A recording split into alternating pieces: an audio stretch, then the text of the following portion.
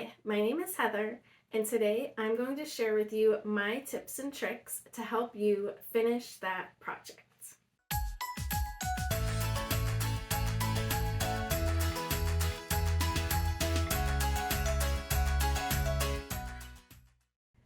I think we all have that one project or two or three that have just been dragging on and we haven't been able to finish it because either we've lost interest or we've just gotten busy, other things have taken over, or we just never feel like it and we always want to work on other stuff. I've definitely had my share of projects like that. So I'm going to share with you the ways that I've managed to finish those projects myself. My first tip is to keep your project out and ready to go. The idea is to require as little effort as possible to get working on the project. So, for example, if I have a painting that I have to do for a painting class or something like that, if I have my canvas out up on an easel and I have my paints out and my brushes and water and paper towels and everything is ready to go, then it is so easy to just come over and get a little bit done on it if I have like an extra 10 or 20 minutes. And it also really keeps it out in the forefront of your mind if you walk by and you see it, or I'm in here working on my computer and then I see it there. If something's taking forever to load or I'm waiting for a response from someone, I can just go and do a little bit of work on the painting. Similarly, I also, if I have something to do on my iPad, like some kind of drawing project, then instead of having my iPad tucked away where I don't see it and I can just like forget about it, I have it out where I eat my breakfast. So then as soon as I'm done eating breakfast, I just turn the iPad on and I just start drawing. That way it's right there, you see it, you're constantly reminded of it, and it's super easy to turn it on and just get a little bit done. My next tip is to make it fun. Change your mindset. Instead of thinking, I have to do this or this task, think, I get to do this or this task. If you're having a hard time, say, finishing illustrating a children's book, then think about like, how cool is it that you get to illustrate a children's book, that you have the talent to be able to sit down and draw a children's book or write a children's book. That's the coolest thing ever. Some people just dream of that and they never do it, and you can actually do it. Also, think about the future. How exciting is it going to be when you can actually hold this children's book in your hands and flip through the pages and look at all the beautiful illustrations on the page? And when you have it up online and people can go buy it, how fun is that going to be? And how cool to be able to tell people, this is my children's book. So think about that and kind of like get excited about it. For me, the projects that I start doing right away are the ones that I'm super excited about. Like, that's my energy, is excitement. And so if you lost your excitement for your project, get it back. You had an excitement for it when you first started it, otherwise you probably wouldn't have started it. So just think about that and think about how awesome it is that you can do that project. My next tip is to share your milestones. And I'm not talking about social media. I mean, that may help for you. It kind of depends on who you are. But for me personally, I'm just like not big on social media. I'm talking about real life friends and family that you can share your experience with, especially if you have friends who are also artistic like you, and you guys can kind of feed off of each other's energy. I have a friend, Leanne. Whenever we see each other, we always ask each other, how is your project going? You know, what are you working on? And it's really awesome because we kind of like pump each other up and we get really excited about our projects and we share them with each other, and maybe even like share like little ideas that we might have for the other person and stuff like that. And whenever we leave, we always are so excited to get back to our projects. So even if I kind of had lost my zest for it, it brings that excitement back, and then I'm excited again to work on my project. So try to find that friend, that person.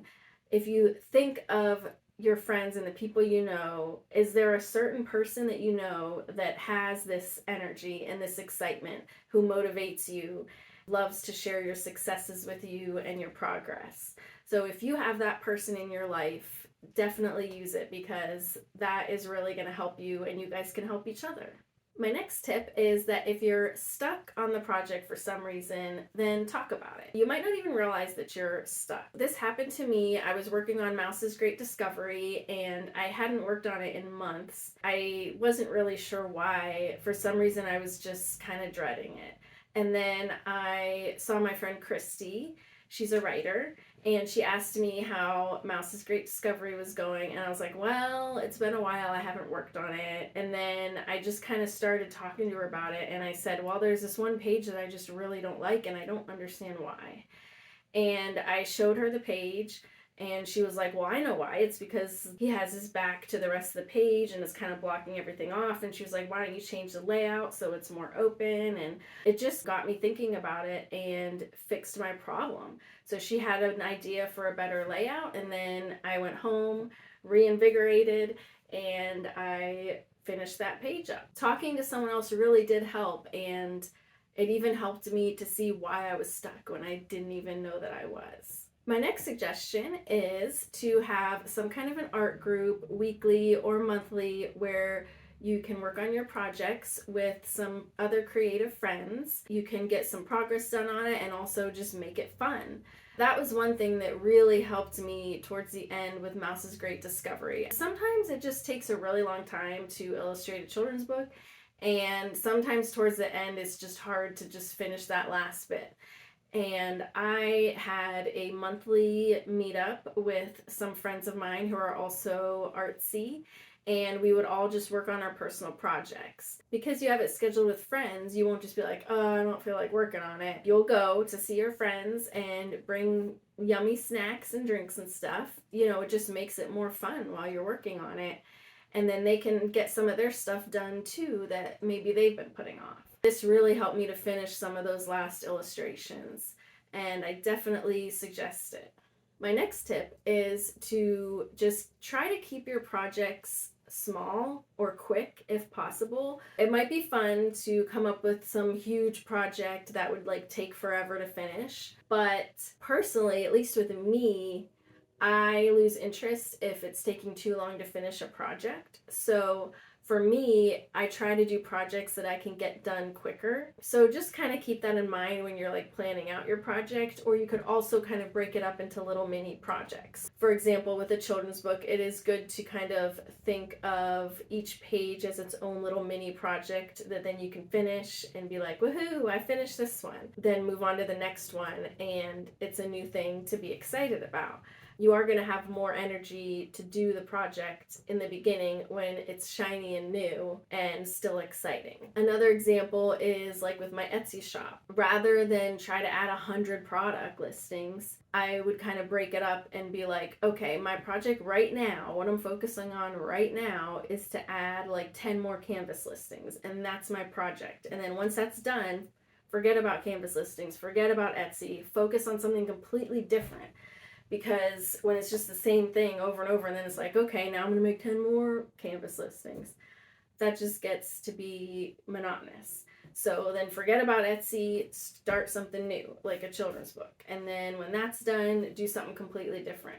At least that helps for me. So it kind of depends, of course, on what kind of projects you do, but just try to see if you can maybe integrate that into your projects and the way you work. My last tip is to be okay with good enough.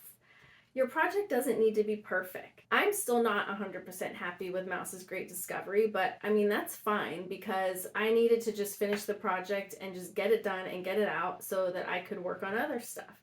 And I mean, sometimes that's the case. Sometimes you just need to finish a project so you can move on with your life. And like you learn from that project, you finish that project, it's up there, and now you can move on and work on other stuff. That project does not need to be perfect to have it out into the world. Nothing's perfect. People aren't perfect. Nothing's perfect. Just make it good enough. Just get it out. And then you can start on your next project. I think that is just so important to think about because so many people whether it's starting an Etsy shop, that they want to have everything planned out, all of their listings made, like 30 listings to open the shop. And I'm like, no, just get something up. Or if it's a children's book, yeah, maybe it's not perfect, put it up. If you really want to, later on, you could always change some of the pages and re-upload the file. But this way, it's up, it's off your list, and you can get on to other things. There's this quote, perfect is the enemy of good. And that is so true, because sometimes we can just stay stagnant because we know that our final result isn't going to be perfect. So I'm here to tell you it does not have to be perfect. It just has to be good enough. That's it for my tips. I hope this was helpful for you. Do you have any tips that I didn't list? If so, definitely list them in the comments, because I think it's great to share our tips with each other. Also, do you have any projects that you're working on that you're trying to get motivation for? Share it in the comments, because we can pump each other up for our own projects. You can also email me at heather@heathercatch.com. And don't forget to give this video a thumbs up and subscribe if you liked it, so I know to make more videos like this. Thanks so much for watching. Bye.